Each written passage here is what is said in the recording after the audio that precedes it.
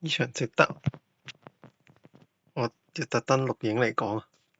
神盾第一好耐冇試過打到個完美路線，下面神盾清，上面就投石頭矛，咁要一直望住啦。咁一開頭就補咗隻靈狐先啦，因為 X 連攻打佢都唔係好傷嘅，但係隻靈狐喺前面就好容易傷。咁上面見突然間點解咁多頭矛手殘血嘅，即刻就開嗰個圖騰救一救命先。跟住雖然剩翻兩個隱形，但係我都召喚咗神盾先啦，因為佢拆咗啲最高傷嗰個。係講都講唔切，上面隱形咗，即刻就放個火球啦，因為呢度需要越早開到加速越好嘅。咁呢邊傷害有啲多啦，咁就出咗兩個圖騰擋一擋先，已經完全唔慳噶啦。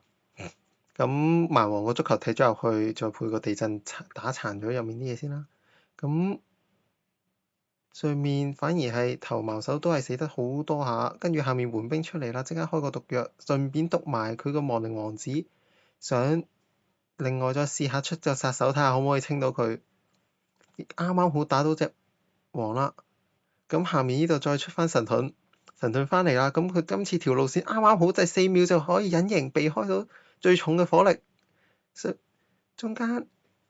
隻雪怪出咗嚟，啱啱好可以推到一大堆，跟住神盾繼續用埋最後一個隱形嚟擋一擋，跟住就剩翻一個圖騰發射喺佢神盾斷隱形之前，啱啱好即刻落咗吸咗佢火力，保住隻神盾同埋靈狐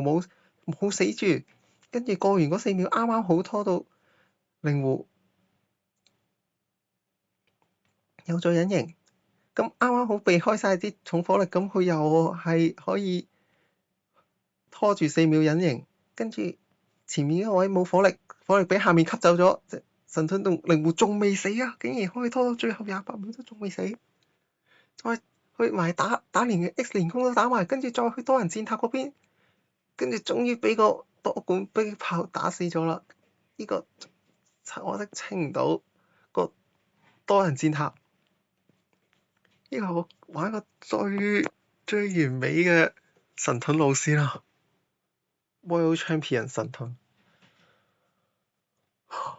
呢場3星係我打過最靚嘅一場。